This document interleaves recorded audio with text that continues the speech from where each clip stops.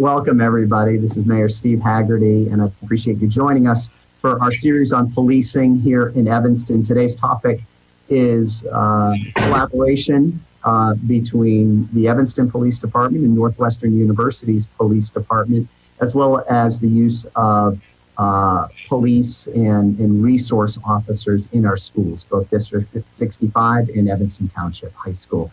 I'm pleased to have with me today our chiefs at the Evanston Police Department, Chief Cook, Deputy Chief Aretha Barnes, newly appointed Deputy Chief Melissa Secluti. I'm pleased to have our esteemed principal of Evanston Township High School, Marcus Campbell, with us today. Also Chief Bruce Lewis, who's the Vice President of Public Safety at Northwestern University. We have two of our resource officers with us as well. We have Mario Miller, who's been a resource officer at District 65. Welcome, Officer Miller. And then we have Officer Royce Spells with us, who's been a resource officer at ETHS. And then we have our new superintendent of District 65, who's been on the job for about, I don't know, was it 18 days? Was it July 1st or just before that? About a month. And he's been thrown into the fire here in Evanston with lots of important decisions that they're making with the school year. So great to have you, Dr. Horton. And as always, I appreciate Patrick Degnan and Anderson Castillo, who are helping us behind the scenes with this. So as I mentioned, this is part of our series of policing. This is our third one. Next Monday will be a discussion on use of force in body cameras, which is another topic that I know is of interest to everyone, and that will be at noon next Monday. And then we're going to have additional sessions after that I'll report out there. So what I'd like to do now is go ahead and just get a baseline understanding. And that's really the purpose of this series, for us to have a community discussion about how policing is working in Evanston right now. And I think that foundation is necessary then for us to all dig deeper into whether we want to make changes to our budget with Evanston Police Department and decrease it, and if so, in what ways would we do that? If we want to change our procedures on use of force, how do we do that? It's all about our community standards, and this is a part of us having that discussion as a community. So what I'd like to do first, though, is I'd like to turn it over to our principal at ETHS, Marcus Campbell, to start us off with how the high school uses resource officers, as well as its safety and security office, which it has quite a large office there. So welcome, Dr. Campbell. Well, thank you, Mayor Haggerty. I appreciate being here. To all of the chiefs, Officer Spells, Officer Miller, good to see your face. Dr. Horton, same. I appreciate being here. I appreciate having the opportunity to talk about how we've partnered with EPD and our school resource officers to provide a positive school culture here at ETHS. Just a couple of things I like to highlight first is that our SROs have been partners. We consider them like our staff. They're here every day. They interface with students. They interface with teachers and administrators, adding to the positive school culture and climate. There is no, how should we say, surveillance or policing. They're just partners with us in helping to make sure that ETHS is safe. ETHS does not use SROs for student behavior issues. That is a function of our dean and Mayor Haggard, as you mentioned, our student management personnel. And when there is engagement with our school resource officers, it's usually around preventions and interventions that we have in place. It's not a punitive system, but more how do we get students connected to the resources in the community? How do we get them connected to resources here at ETHS? How do we get them connected to whatever supports that they need, whether they're having some externalizing behaviors or internalizing behaviors? We really want them to be and to feel supported. They don't supervise cafeterias or hallways. That's something that our safety management personnel, they do that. And just to say, we also engage our student management personnel as our safety officer, also as a means of building positive relationships with kids. Our safety, I don't want to refer them as officers, but our safety management staff have some of the most positive relationships with our students, even if they're doing a really tough job in some cases, providing interventions and preventions and preventing lots of student conflict. Our SROs are trained in restorative practices. I have seen Officer Spells and Officer Jenkins engage in some of the most powerful restorative circles if the parties are willing participants. And I've seen them go out of their way to really make sure that those relationships are maintained after that these incidents have occurred. And so just to highlight that our SROs are pretty great and always have been great at building positive relationships with students. That has been the overall partnership that we have had with EPD over the years. They on a daily basis, you can see Officer Spells co-teaching our public safety course, which I think is a very powerful model. As I said, we don't really want our students to see our SROs as punitive and as agents of surveillance, but we really want to see them as educators. And they've done that. They've done a good job at that. And with 31 mental health professionals here at ETHS, we know that there are some things that are still police matters, and they should be handled by those who are trained to do that. So we have in our equity journey here at ETHS, certainly understand the conversation about policing in our communities. We certainly understand the disproportionate number of Black and Brown communities that are impacted by policing and surveillance and the school to prison pipeline. That is very much a part of our forefront in our thinking, which is why we engage our SROs in a different way. That is a very intentional and a strategic purpose for how we partner with them, because we have concerns about how policing involves many communities of color. Both locally, nationally, there's still a lot of trust that needs to be built with communities of color and our law enforcement communities. And we think that this is one of the best models, this kinds of positive relationships that kids can build with officers we've seen it work for good. So that's just an overview of the SRO conversation here at ETHS. Great, thank you, Dr. Campbell. Do you know how long SROs, the police have been at ETHS? That's a great question. I been thinking about this. So the SRO relationship that we had prior to Lois and to Tanya and so many others was Officer Carl Fowler, who was here for years. And he loved his relationship with ETHS so much that when he retired from EPD, he came to work for us. So it's gone back at least 20 years. I've been here for 20 years, and Officer Fowler was our SRO at that time. And he was here when I got here. That was a question that Sharon had. She just put online. I failed to mention this at the beginning. We are live on Facebook right now. We're also recording it, and this is live actually on channel 16. And then we will run this episode several times over the next week. Chief Cook, yeah. Yeah, I'd like to expound on that a little bit, Mayor. When Chief Logan was the chief of police here in Evanston, he implemented SROs in the sense of patrolling the school system at that time, making it safe in the environment for the students. And we have been pioneers here in what is called now restorative justice. We, at one point in the Evanston Police Department, had the youth outreach workers here in the police department.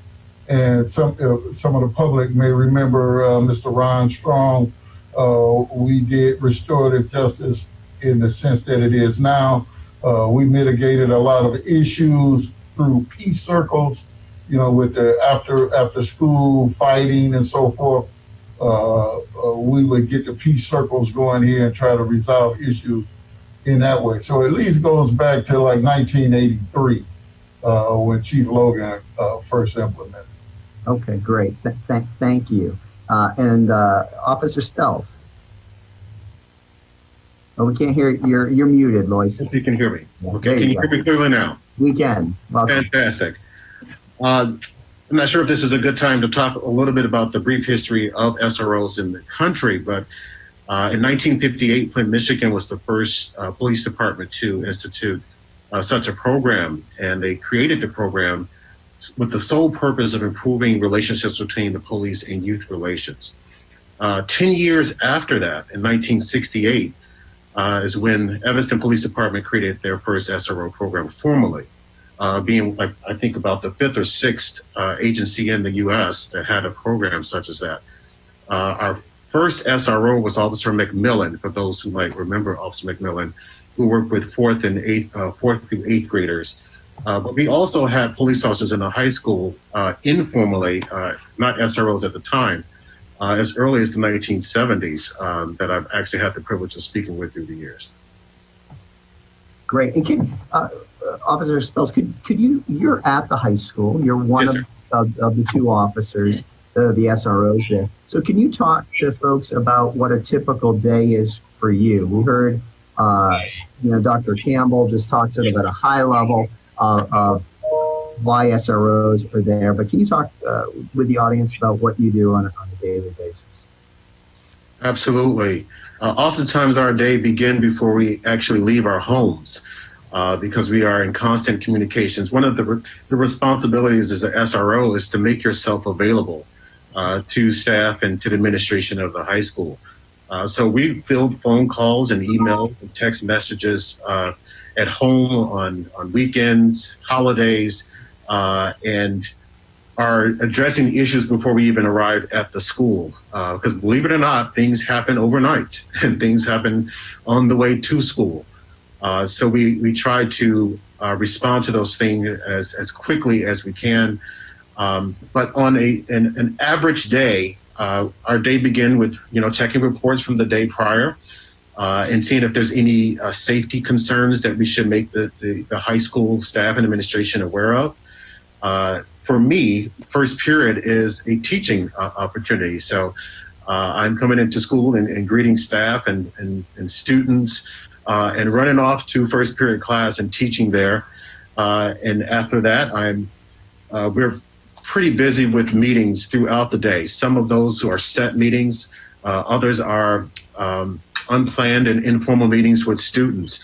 I like to share often that I'm meeting with students about things that are not police related whatsoever.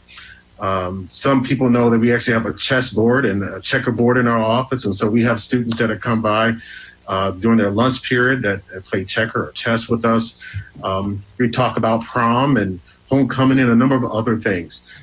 We are just like the title state. We are a resource. We are one of many tools on the educational tool belt for ETHS.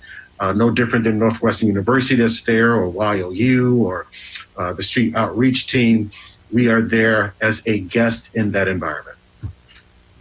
So we had a question from both Christine and Sharon, and I'm going to ask you, Dr. Campbell, if you want to take this. And their question is, why use police officers instead of social workers to connect students with resources? And for those that are just joining, you did mention earlier, because I sort of took note because it was quite a large number, said that we have 31 mental health providers here at ETHS. But the question that some are asking is, do you really need police officers to do what they're doing as opposed to another type of professional? That's a great question. Yes, and I'll restate that we have 31 mental health professionals here at ETHS every single day. and they're servicing about 3,800 kids. And as I stated earlier, I just want to reiterate that there are some things that are simply police matters that I would not want to expose or put in jeopardy any staff member. We need trained professionals who know how to deal with certain types of ideations, if you will. And if there are, weapons involved, I certainly would not want to risk the lives of our mental health professionals.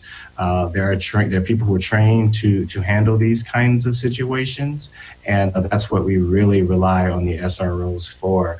And for us, it's not a binary, it's not an either or, it's both and. Our mental health professionals work very closely with our school resource officers regarding how do we support kids if they're maybe harming themselves or harming others or whatever the case may be. It's an all hands team approach in keeping the 4,500 people in this building safe every single day. There's 4,500 people in the building, and how many students these days? I know it's been going up. 3,800 kids. 3,800 kids. You have 31 mental health professionals. You have security or public safety team. I'm not sure. What's the name of the team that you call your security? They're referred to as safety. That's our nickname, but they're student management personnel. Okay. And how large is that group? That crew is about 40 plus. They're engaged in a lot of restorative practice as well, CPR training, CPI training, lots of things that would be familiar to just keeping kids safe. Okay, so quite a large group there, and then two officers. And how, and in terms of the officers, I'm forgetting right now. Does ETHS pay half and the city pays half of their salary, or is it the city that pays it all? Do you know? The city's been so gracious to pick up those costs for us so that we can maintain our mental health, a robust mental health staff. Thank you. I know it's always a conversation that we are having in the city just because of our budget and everything else. Well, terrific. And then I had one other question that just came in. Who patrols the parking areas at ETHS? Good question. Our student management personnel patrols the parking lots at ETHS. They look for, they really write tickets all day, and just to make sure that students and that those who are involved in school should be here. Those that are not should not. But they are in 2 vehicles throughout the day, just making sure that the exterior perimeter is secure and is safe. Okay. And then I also had a question about what types of equipment do the 2 resource officers who are Evanston Police Department officers carry with them when they're at the high school? I'm going to let Lois, you want to handle that? Sure. Can you hear me clearly? We can, yep. Thank you, Mayor. Thank you again for that question. Much of what you see now is what you will see in the school setting. We are in standard blue uniform and our duty belt, and that's about it, other than perhaps a school book that we're carrying around. That is about it. We are there not to appear to police the students, and so this is as much what you will get. Mm-hmm. I know that the police are always sensitive in terms of putting, too much information out there and stuff. But, I remember my dad was a middle school principal growing up and everything. And I remember threats, that would be called in against the school. And I presume that occurs, sadly, but I presume that type of stuff occurs. And that's, a type of incident where you would get right on the phone with the resource officers. Is that correct, Dr. Campbell? Absolutely. There are things that come up that keep Dr. Witherspoon and I up at night. Yes. And the more I'm able to rely on our professionals like Lois and Officer Jenkins in those times, it's very, very critical. it gives me confidence to know that our students and staff will be safe because they have the training and they know the procedures on the police end of it. And but there are situations that come up that are very, very scary. Yeah. Okay. Thank you. I think what I'm going to do now is I'm going to turn to a partner of the city's, which is Chief Bruce Lewis, who's the Vice President of Public Safety at Northwestern University. And just as the city of Evanston and cities all around this country are taking a moment to do a deep dive into their police operations, into their police budgets, I know university police are doing the same. And I believe you guys are undertaking a review and all of that. So we don't know where this will all lead, but I'd certainly like our viewers to understand the relationship that exists between NUPD and Evanston Police Department. And I think maybe to start that off, Chief, just be a good understanding for people to understand, what is the NU Police Department? Is it, really a police department? Do they all carry weapons? Do they, what's the patrol area that they have? What is their primary purpose? Welcome, Chief. Thank you, Mayor, and likewise, thank you to all my colleagues, Evanston Police Department, for the opportunity today to engage on a very serious matter that has confronted our community with respect to how we police our communities. As you said, Mayor, certainly we have enjoyed a healthy relationship with Evanston Police Department over the years under a memorandum of understanding between the two police departments, which has afforded University Police extended jurisdiction into the city to police certain geographical boundaries from Isabella on the north to Lake Street on the south, and Asbury or Green Bay Road to the west.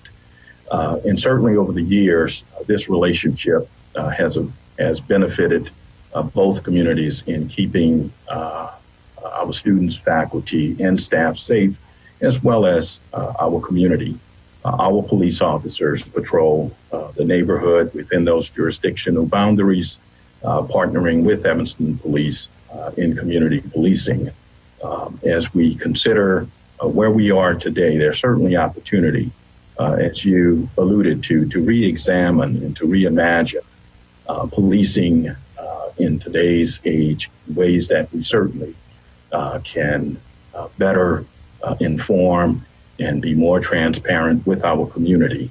And I know one example of that is our body-worn camera program, where both departments engaged in a federal supported grant process about 2 years ago that benefited both departments, now equipped with body-worn cameras. So I think that's an example of the opportunity to partner and to present to both communities transparency through the body-worn camera program. Similarly, in terms of training, there's opportunity to partner, whether it's crisis and prevention training, de-escalation training, or bias-free policing. In terms of rapid deployment training, we had a situation about a year ago that evolved on campus, a threat of an active shooter, which did not prove to be bona fide, but nevertheless, the response and the partnership certainly supported the level of resources, tactical resources that was needed at one of our residence halls. Fortunately, it was a hoax, but nevertheless, it reiterated the importance of joint training and strong communications. Chief Cook just recently has approval to expand the innovative communication system of Evanston Police that will now allow both police departments to communicate more openly and efficiently. We do partnership in the neighborhood. Northwestern police officers are fully trained. They attend the police academy. They're equipped to handle the kind of threats that might present themselves in an effort to keep all of our students safe. In the neighborhood, we support Evanston Police Department on party calls, disruptions, things of that sort, we certainly support Evanston Police in that way. Oftentimes there's an opportunity not to take law enforcement actions, but in a restorative justice perspective to make a referral to the Dean of Students. And we certainly do that. We partner with Evanston Police in terms of encouraging our students to assist their neighbors, to be good neighbors. In the instance of loud parties, having already exchanged contact information, oftentimes it averts having to call the police when neighbors can simply call the students. And then there's an understanding that maybe the party was a little too loud, so then they lower the music. Those kind of community building opportunities certainly exist and benefit both communities. So, Chief, real quick, the size of your public safety group there, and then can you give us just a general sense of the geographic area then that they, under the agreement between the city and Northwestern, that they have some authority over? Sure. Our police department, we have roughly about 45 sworn police officers. In addition to that, we have a cadre of community service officers. They are unarmed security officers that mainly work in our residence halls. That's another about 30 community service officers. The policing jurisdiction covered under the Memorandum of Understanding is Isabella Street to the north, Green Bay Road to the west, and Lake Street to the south. Great. Chief Cook, do you think if Northwestern didn't have their own public safety department, that Evanston Police Department would have to have additional officers? Oh, most definitely. Northwestern University, I want to say, is a professional police department, just like Evanston is. And the geographics and the culture of the university setting requires special skills and talents that I notice in those university police officers.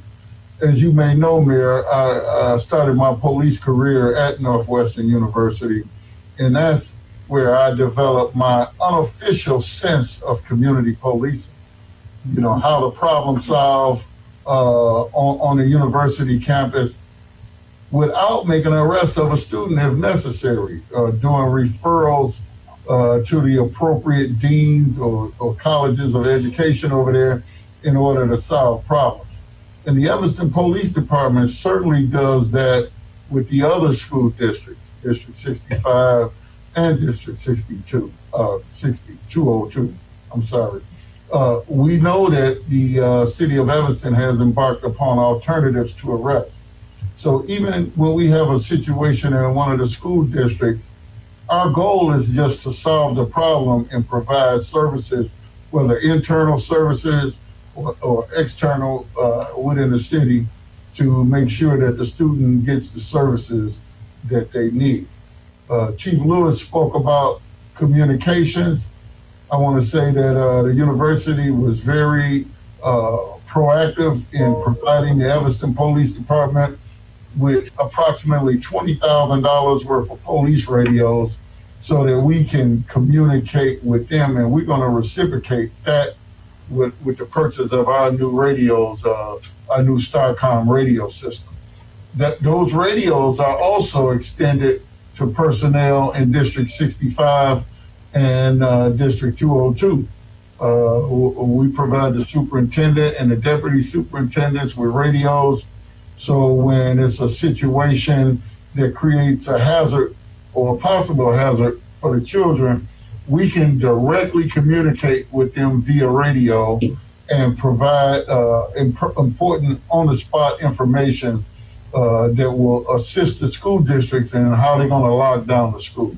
So going back to your original question, we would definitely need more police officers, and specially trained. I consider university police officers to be specially trained. They have skill sets that we necessarily don't have in dealing in a university environment. Great, thank you, Chief. And I can tell you in my time as mayor here, the collaboration that I've seen between Northwestern Police and Evanston Police has been incredibly strong, and something that I appreciate deeply, because I speak to all the incoming freshmen along with the President Shapiro, and they invite me to say a couple words to all the freshmen and their parents. And one of the things I always say is that the safety of your child, while they are living here in Evanston, is essential. And we are going to make sure that we keep everybody in this community safe, including your child. And sadly, that doesn't always happen, right? Bad things can happen to any of us, and it has happened there as well. But I field those calls from parents, and I oftentimes then communicate with both chiefs, Chief Lewis and Chief Cook, about a rise in crime around the university or anything like that. So to all of those parents who are sending their 18-year-old off to Evanston, Illinois, they want to know that their child is safe. So the collaboration is critical, and I appreciate it. And the fact that we have body-worn camera videos, Chief Lewis mentioned this, there was a pilot program, and Northwestern was the one that really helped lead that pilot program, and if I recall correctly, even pay for most of it, and yet they were used on Evanston officers, so we could try that, and now we use those on all of our officers, which I think everybody appreciates. I think our officers and our residents appreciate that. What I'd like to do now is let's turn our attention over to District 65. We have Superintendent Devon Horton with us, and I know this has been a big topic of conversation really before you arrived here. For the last 2 years, I've talked to Cindy Cartha about it and others, and there's been sort of a rigorous debate. And you've landed in a different spot than ETHS. So I think that's good for this conversation to understand what's going on there at District 65. And I'm excited that we also have Mario Miller, who has been a resource officer there and can talk about that role at that level. So welcome, Dr. Horton. Thanks, Mayor Haggerty. As you spoke, it was actions and work that was started at least 2 years ago prior to me arriving, and where the district has landed right now. Currently, we use the support around the perimeters of our school.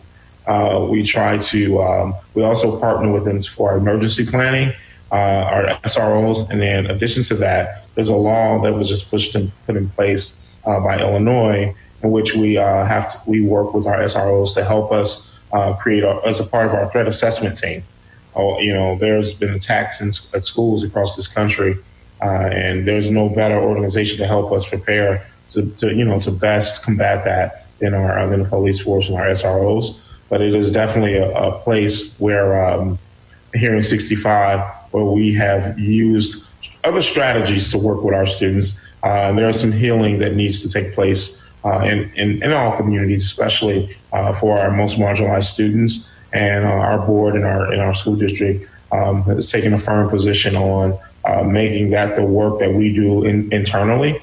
We've pushed a lot of restorative practices into our schools. It's the center of the work that we're doing around building and bonding our relationships. We have a very heavy support from our social workers as well, and we're going to continue to work in that way. Again, definitely we have partnerships with helping. There are things that happen outside of our schools that the police force and SRO officers are really helpful with protecting us, keeping us safe. And then they've been great allies with planning for threat assessments and emergency planning for our schools. Great. Thank you, Dr. Horton.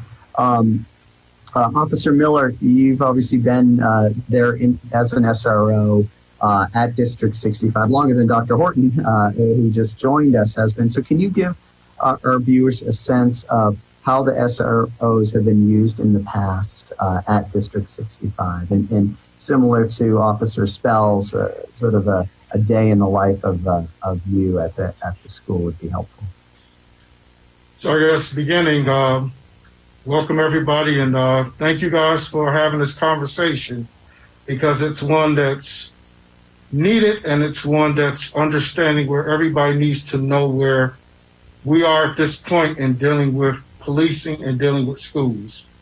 So to give a short background of myself and my partner, Officer Willie Hunt, So I'm coming into this position as looking at this from two sides of a coin. Prior to me becoming a police officer, I've been a police officer for 19 years. I was a school teacher for 4 years in Chicago public school system and the Carbondale Community High School system prior to becoming a police officer. So my understanding comes from being on the educational side of the token and also on the law enforcement side as well. I've been a school resource officer this coming school year will be 4 years. My partner, Officer Hunt, he'll be going to year 7. So we have different skills, different trainings that we've uptaken prior to going into the position as being certified youth officers, being ALICE certified, as Dr. Horton mentioned earlier, being the ALICE model that we utilize with District 65 to basically do the lockdown drills and do the things to make sure that their schools are safe in case of an active shooter or some type of other situation that needs to have police presence. We also are trained in crisis intervention training, which feeds us to be able to understand some of the ideas and some of the things that are going on with some of the students on the other side of law enforcement. Like we come in the last couple of years, we've kind of modified our model of what we do. But when we began this journey, 2017, we began this journey as of checking in with the principals, checking in with the schools, doing setups and different things with the students so that we could try to get some type of relationship, some bonding to let them know, because sometimes you might have a kid, you might have a family that might have all negative interactions with police, no matter what the situation may be. We try to create that environment where our students don't understand that at least there's one officer or somebody that looks like them that can affect them in a manner where it's a positive interaction. But we've gone over to a situation where this year we decided to go into a model where we decided to do more perimeters, still checking in with the principals to make sure that everything is going well in their schools, still utilizing the ALICE training and also utilizing their tabletops, which we've created this year, just to make the schools a safer environment, to make sure that if there are some issues, we can address them, and everybody can be safe at the end of the day. So that's kind of the model that we're working with right now. Officer Miller, you've been involved with the Officer and Gentleman Academy, right? Yes. Yes, with Adam Howard and others. So how many those young men that you choose, or teenagers, or almost preteen and then early teenagers that you choose, about a dozen or so each year, how many of those come to your attention because of the work that you do as a school resource officer? So a lot of them. So for the Officer and the Gentleman Academy, which I'm actually vice president of the finances and operations. So a lot of our children, we get them from either parents that have children in the program. We rely on our principals. We rely on our social workers. We rely on our teachers. We rely on a lot of people to actually give us referrals to children who not necessarily are academically bad, not necessarily in trouble, but just students that we want to identify to catch them before they get down that path and try to steer them in a different direction. So right now we have actually 5 students that are in the program that are actually at ETHS. And they've actually come back to the program each and every year to assist with some of the younger students that are in middle school, because we focus on 6th to 8th grade students last year we had students from Bessie Rhodes, King Arts, Haven, Shute, and Nichols that were part of the program. So a lot of them have gone on to go to ETHS and continue with the program. Well, they have their positive interactions, they have their different things with us, and they spread the word to their friends and to other people, to come into a program just as an assistant. Once again, as we're talking about, it's not so much about being law enforcement officers, within dealing with students and dealing with the kids is more about being an extra resource, extra voice, an extra situation where they can understand, they can relate to who they're talking to, they can relate to somebody that might have had experiences similar to them. That way they can come in, have a listening ear, understand where they're coming from, and then be able to vent, be able to exhale, and be able to choose a different path. Thank you. And for those that aren't familiar, Officer and Gentleman Academy is a wonderful program started by some police officers here in Evanston several years ago. I suggest Googling it, and they could always use support from folks here in Evanston for the program. But it's making a real difference in the lives of some young people in our community. Quick question, and now we're going to roll through some questions that we've gotten from the audience, and if we can get quick responses to these, I want to make sure we answer everybody's question. How much do resource officers, and I realize there may be a range because it may be based on longevity and how long they've been here, Chief, but someone wanted to know how much they get paid. So let's just focus on salaries. Obviously, there's fringe benefits and all of that. But do you have a sense of what the range is for the officers? Yeah, based on how long a police officer has been here, a police officer can make up to $100,000 or a little bit more than $100,000 a year. But what we expend out of our budget each year for school resource officers, for 2020, we got $505,364 set aside for school resource officers in the school. What was that total again? I'm sorry, what was that total again, Chief? $505,000. All right, so $500,000 funds for resource officers. $500,000 in salary and benefits, car costs and things of that nature. That's what is in our budget. But I do understand the nature of where we are in America today with respect to police officers in the school system. And we worked that out with District 65. A lot of people don't know that the United States District Court for the Northern District of Illinois, which is the 7th Circuit Federal Court, in the Chicago Police Department consent decree, addressed SROs between the city of Chicago and Chicago Police Department. And basically, the judge said that, if the school districts are going to have a relationship with the police departments, that they should get together, vet the police officers that are in the school system, provide them with training, and work under a memorandum of understanding with respect to what the school district wants in the school. The school district and myself, along with Chief Barnes and Mr. Bobkowicz, who was a former city manager,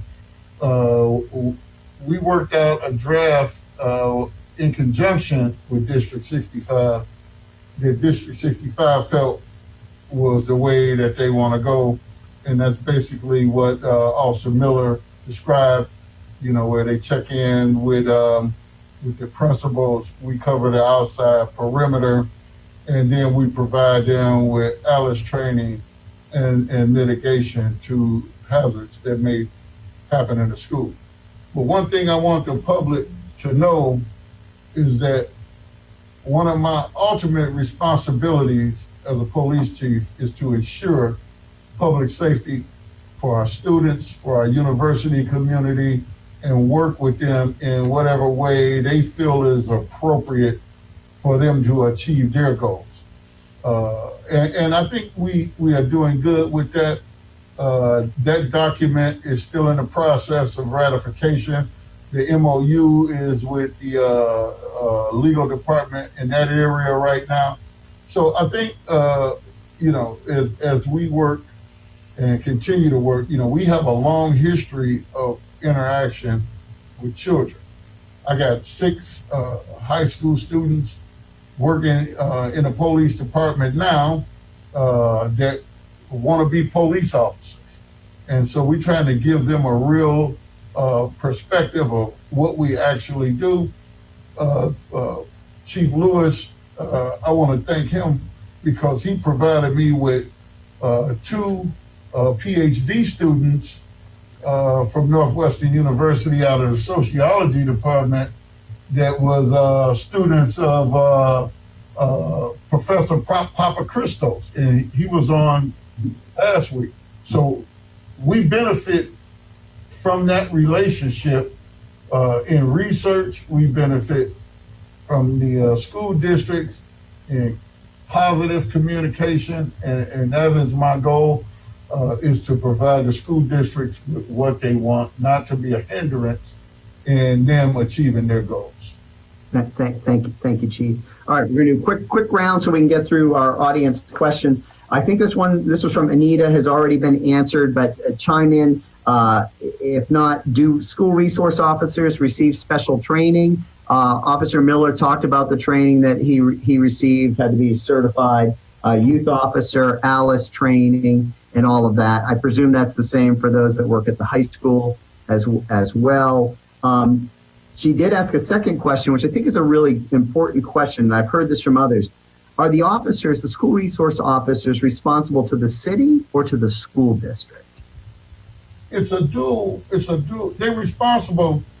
They work for the police department. But when they're in the school environment, I like for them to adhere to what the superintendent of each institution, whether it's Northwestern with Chief Lewis, or whether it's District 65 or District 202, is to provide the service that is appropriate in the eyes of the people at these institutions that are running it. So if I got 2 officers in District 65, officers in District 202, I expect them to participate positively. I expect for them to go by what the superintendent of schools expects and build a relationship on that level. So it's like a dual deal, but they are police officers. At the end of the day, they report to the police chief. Yes, sir. But there's a real collaboration between the superintendents and the principals of these schools and the police. Yes, sir. Got it. Keisha asks, how many arrests have been made on school grounds? I don't know if this is something that you track maybe at the high school or at District 65 on an annual basis.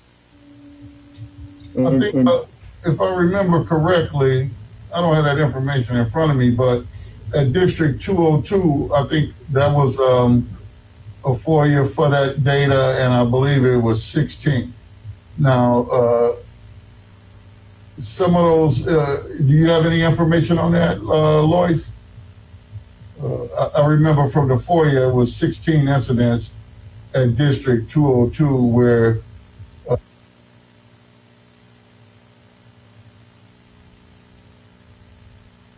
Louis, we can hear you.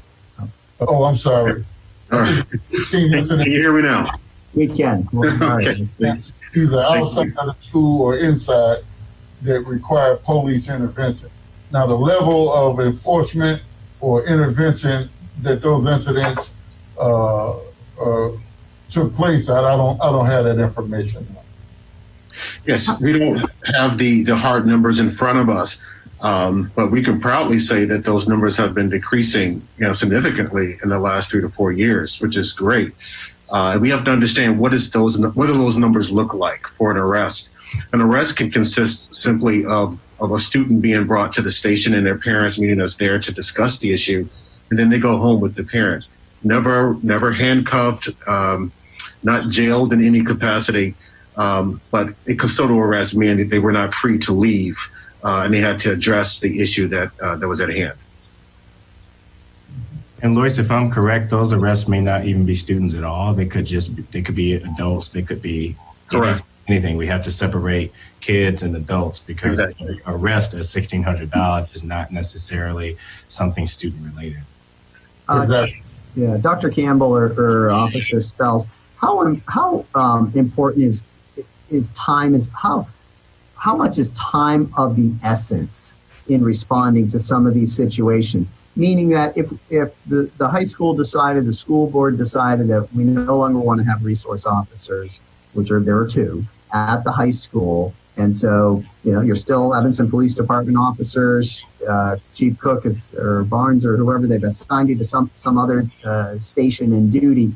What does the high school lose in terms of, timing? And how important is timing?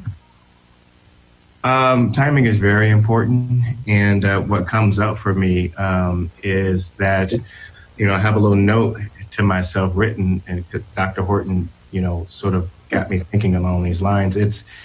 We live in a terrible situation. We know we're in a terrible situation when schools are required by law to have a threat assessment team, right? And our SROs are a part of that threat assessment team. And I believe that this law was put in place after Sandy Hook. So time is always of the essence to make sure that we have the appropriate resources that we need, because you never know when you're going to be faced with a crisis. If I can add to that, something that was mentioned by Dr. Campbell and Dr. Witherspoon last week, is that you have the benefit of the SROs knowing the student body as well, and knowing the school. And so every officer of the 150 plus in the police department don't know the areas and the intricacies of the school itself. So it's a great benefit for us to direct them to exactly where the issue may be. Thank you. And then, I certainly don't want to rush the conversation with our community or with our board, but it's definitely and it's an important conversation to have.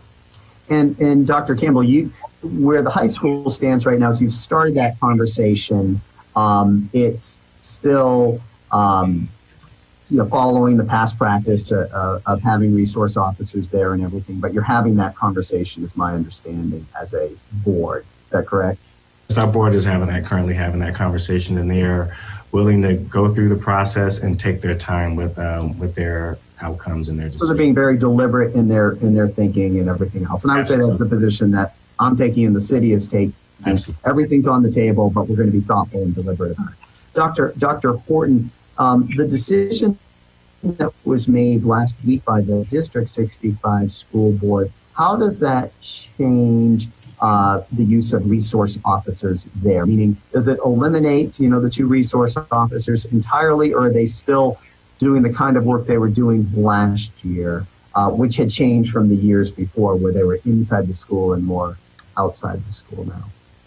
It will continue, the decision that was made last year. For now, that's the direction we're still heading. Great. All right. I think people appreciate knowing that. Okay.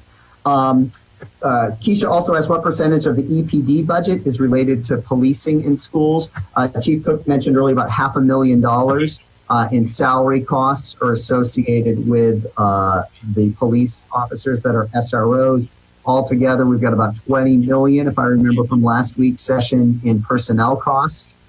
So that would be about 2.5% is affiliated with resource officers. And correct me, Chief, if I got those numbers wrong. Yeah, it's 1.23% of our budget. Overall 1.23%. Yeah, overall, if you look at our budget as what is outlined in the city budget book. Okay, got it. So 1.23%. General question, does EPD respond to incidents on Northwestern's campus? And does NUPD respond to incidents off campus? So why don't I ask Chief Lewis if you'll take this one? Northwestern Police responds off campus if it's within the established MOU jurisdiction. We certainly respond. Anything beyond that, it would come at the request of the chief of police or the deputy chief of police for us to assist the city police in managing a situation. Could be a critical incident, could be a hazardous incident. We would then support that. In terms of EPD responding to campus, EPD has primary jurisdiction over death investigations. So anytime there's a death investigation on campus, EPD takes the primary role in managing that investigation. And let's just take a worst case scenario, Chief, that there is a shooting or a suspected shooting on campus. Who is it? EPD is going to get a call to 911, okay, and they have full right to respond, correct? Yes, absolutely. It's an emergency situation. It's absolutely imperative that the law enforcement entity that's contacted respond to that situation. Northwestern Police Department also has a 911 center that backs up the city's 911 center. So we would automatically hear when those cars are dispatched to the campus, and we too would respond to that call, that critical incident. Great, and that's great for people to know. Northwestern also has an emergency operations center, and given that we're in the midst of an emergency right now with the pandemic, there's also a memorandum of understanding and an agreement between Northwestern and the city to use that resource. And right after this pandemic, we did, and then we needed more space because of social distancing and moved out. And that's been a great resource to the city too, Chief. And just another example, I think, of the good collaboration that's gone on. Someone asked, can NUPD stop and arrest non-students off of campus? So let's say I live near Orrington. I'm driving down and I didn't notice, but I was speeding. Which I never do, but I was speeding. Could your officers pull me over and cite me? Yes, we do have statutory authority to enforce all traffic laws, including DUI, speeding, disregard for red lights. Any traffic violation, our officers do have statutory authority to take law enforcement action. We had a question from David. Does NU receive funding from the City Council, meaning Northwestern Police Department? They do not. Here's the thing. Generally, the City of Evanston is not paying for the Northwestern University Police Department. That said, we do have agreements, like I mentioned, with the Emergency Operations Center when we did the body-worn camera videos, where there may be money that's transferred from the city there as part of a joint project that we're doing together. That's the extent, to my knowledge, Chief. If there's anything else that you know of where cities, picking up costs for NU's police department. No, Mayor, I think you said it correctly. We're not funded by the City of Evanston. I will add, sorry. On any operational or programmatic undertaking. Great. And I will add for Northwestern sporting events, when you see Evanston Police Department at those events, we do have an agreement where the city is reimbursing, the university is reimbursing the city for those expenses. Okay. Yes, that's correct. The university has been great with their reimbursement practices. Last year in 2019, the city was reimbursed $444,000 from Northwestern for services at sporting events. That is a really nice thing, I think. Thank you, Chief.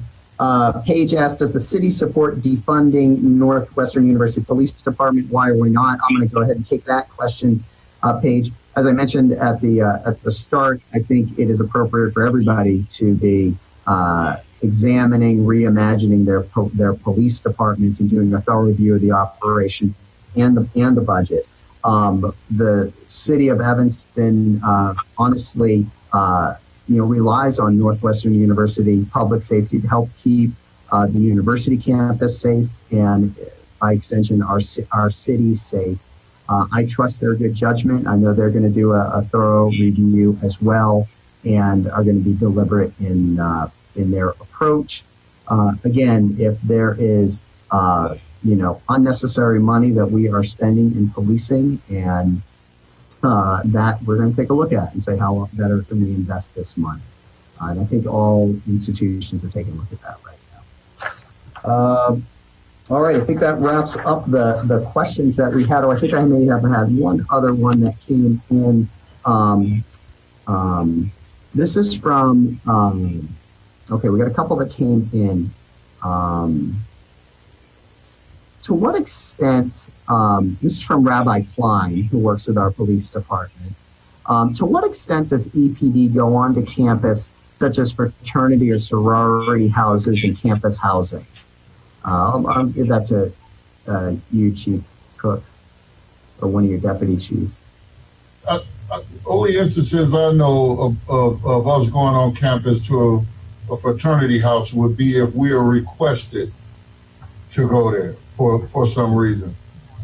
Loud party or something like that. Northwestern will ask us for assistance, but Northwestern is a very competent police department.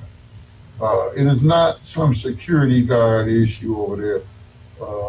It's a real professional organization, and they know how to mitigate just about any situation just as well as we do. But we do work in collaboration with each other. We do team up to solve problems and things of that nature. Okay. Question from Chelsea, and this is for you, Chief Cook, as well. With schools doing remote learning, will officers be reassigned? Yes, since COVID came into existence, our resource officers have been reassigned to patrol operations. That means they get in a squad car and do patrolling, but we're unsure on how the school districts are going to respond with opening up for the fall, but we still have these officers available to go back to their duties as school resource officers, if that's what the district wants. Okay, all right. And then we'll wrap up with a question from Rena, which is, why is 911 not sufficient for reporting an emergency at a school versus needing to have the officers on site? I'm going to turn to you, Dr. Campbell, for that one, since, again, the officers are in that building, in a large building at ETHS during the day. That's not the case at District 65 because there's 18 or more different facilities and they move around. But if you could take Rena's question there, why is 911 not sufficient for reporting an emergency at school versus having these officers on campus? And I guess I'll respond to that. It's never either or, but both and. Having someone in the building who knows the kids, may be familiar with the situation, is much better equipped initially to handle that scenario. And if Officer Spells needs some support, he has direct line of his colleagues to be able to get the support that he needs. But I'd much rather have someone who's in the school, knows the kids, knows the situation, maybe even avoid calling 911 because we wouldn't have to do that. If he weren't here, I'd have to do that. It might be more frequently. You know, ETHS is a safe place, but you just never know given what's happening. You want to have a rapid response with someone who is familiar with the students and might be familiar with the situation. Great, thank you, Dr. Campbell. And Lois, you can have the last word before I wrap it up. Yeah. Thank you very much. And Rena, thank you for that question. It's a great question. Certainly, if we were there only in a law enforcement capacity, that would be an issue. But we're also serving in a informal counselor capacity as well as an educator. And so we're serving multiple roles and not solely responding to emergencies. Great. Thank you, Officer Spells. Thank you, Officer Miller, Dr. Campbell, Dr. Horton, Chief Lewis, all our chiefs at the Evanston Police Department, and Patrick and Anderson who work behind the scenes to put this on. Our next series on policing is going to be use of force and body cameras. That will be next Monday at noon. I really value and appreciate the conversations that we're having here in the community, both the conversations that the activists are engaging our residents in, the conversations that we're having. The city council is going to be talking about policing in Evanston on next Monday night. We don't have city council tonight, but next Monday night. I think the timing couldn't be better. I think that everyone is being open-minded to these conversations. I know that I am. I know people have said, oh, well, you don't support defunding the police. Let me be clear. I do support a thorough examination of our budget, of our operations. And honestly, this is the first time since I've been mayor where we have done that. We haven't had many people come to us in the past and say, hey, we need to take a look at it. and I think it's appropriate. And so I appreciate everybody today joining us to talk about the collaboration and coordination and rationale for resource officers and NU Safety Department. I will see everyone next Monday, and thank you. Have a great day.